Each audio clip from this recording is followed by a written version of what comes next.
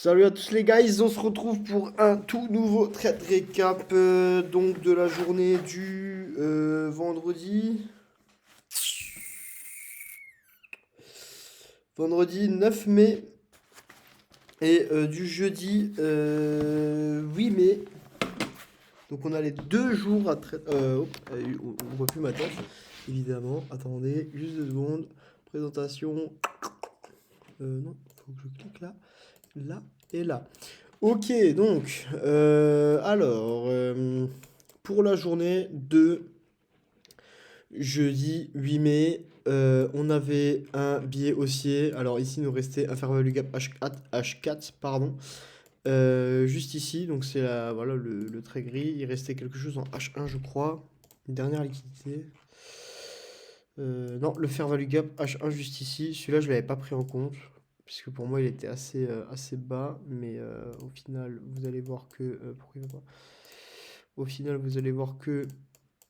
Voilà, ça correspond. Donc, fair value gap H1. Donc ici, moi, du coup, j'ai un biais haussier, normal. Ici, on a un très gros range à partir de cette zone. Je crois qu'on avait une. Non, c'était pas la journée là. C'était pas la journée là. Euh, voilà, du coup, je m'attendais à ce qu'on revienne prendre des liquidités. Donc ici, on avait pas mal de liquidités H1, et des choses qui traînaient, le fair value gap H4 et le fair value gap H1. Donc je me suis basé sur le fair value gap H4 qui était quand même une plus grosse confluence. 2 SL. Donc ici, on a retouché le fair value gap H4, on a break la structure, créé un fair value gap, j'ai pris position. Stop loss. Ici, on est revenu pareil. Et en fait, là, c'était la fin de la bougie H4. C'est juste ici à 10h. La bougie, enfin, elle clôture à 8h59. Elle commence à 10h pour la prochaine bougie H4. Donc, je me suis dit, en fait, là, on va redistribuer le prix dans le fair value gap H4. Et puis après, la bougie H4, là, on va repartir à la hausse. Du coup, je me suis dit, bah, je me suis juste trompé d'intervalle de temps. Donc, là, ici, on est repassé au-dessus du fair value gap H4. Comme vous voyez ici, on est redescendu dedans. On a clôturé tout bien. Ici, on a clôturé au-dessus. J'ai repris position. Et ici, stop loss à nouveau. Chut. Je crois que je l'avais remonté par ici, quelque part, je sais plus. Je vais vous montrer. On doit l'avoir ici. J'ai pas. Là. C'est un Pulse Brawl. Ouais, ici. Ouais, c'est ça, on s'est fait SL sur cette zone ici. Non, je vais même pas monter. En fait, mon SL, j'avais directement enlevé là. Donc voilà, et ici on avait, là, je vais juste enlever parce que ça prend trop de place sur le graphique et ça me saoule un peu.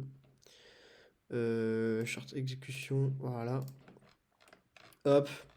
Donc voilà, on avait un biais haussier. Finalement, on revient dans le fair value gap H1. Ici, comme vous le voyez. De ce fair value gap H1, on shift la market structure juste ici. On revient dedans, on shift la market structure. Hop, jusqu'ici. Ensuite, on repasse au-dessus de fair value gap H4. Ici, on crée le dernier fair value gap H1 qui est juste là. Et il est très petit, mais ça reste toujours le dernier fair value gap. Normalement, la méthode d'ICT, c'est qu'on on prend position dans le dernier fair value gap et il faut qu'on arrive à assumer cette zone de stop loss. Si on n'arrive pas, on prend pas position tout simplement. Donc voilà.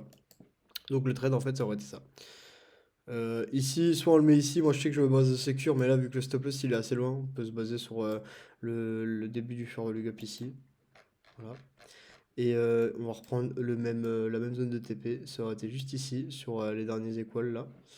Qu'on voulait target. Et ça nous aurait fait un trade à 3,32 qui aurait été magnifique. Du coup, voilà pour le trade de jeudi. 2 SL, journée moins PNL, j'ai surrisqué. Je suis de 1%, je suis passé à. Enfin, de 0,5%, je suis passé à 1% pour cette journée. Donc voilà. Ensuite, journée de vendredi plutôt bien passé. Premier stop loss, je l'avais pas marqué, mais juste ici. En fait, à 8h30, ici, on a eu l'ouverture des marchés, et là, on avait créé une zone de liquidité, on est revenu ici, et là, on avait shift la market, ici, j'avais pris position, et je me suis fait stop loss, mais en fait, j'ai pas pris en compte, nouveau, pareil, l'ouverture de 8h30, la manipulation de marché, c'était la dernière, donc ici, à 9h30, on est revenu reprendre cette liquidité, toute cette liquidité qui traînait là, parce qu'en fait, à savoir que les marchés ici, ils étaient vraiment lents, mais vraiment, vraiment, vraiment lents, ils se déplaçaient vraiment pas. Donc ici, en fait, on a créé énormément de liquidités. Les gens, ils savaient pas où aller, il y avait des stop loss de partout.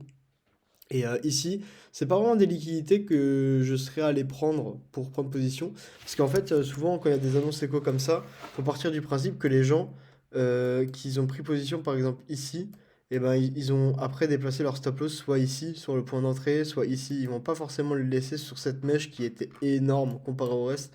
Donc pour moi, on n'avait pas besoin en fait de revenir sur cette zone. Ça, par contre, voilà.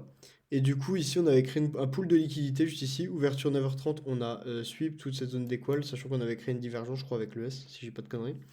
Et du coup, voilà, on revient en position, on prend position ici dans le fair value gap. Ici, la première position, elle aurait pu être prise ici. Le prix revient encore une fois dans ce fair value gap. Et en fait, j'ai pris position juste après. Donc juste ici. Du coup, voilà. Et j'ai target la dernière liquidité jusque là. Ça, c'était des autres liquidités H4 et H1, je crois, un des deux. Qu'on aurait pu target, qui aurait pu être prise. Mais je suis pas allé forcément plus loin. Du coup, voilà pour les deux positions de la journée.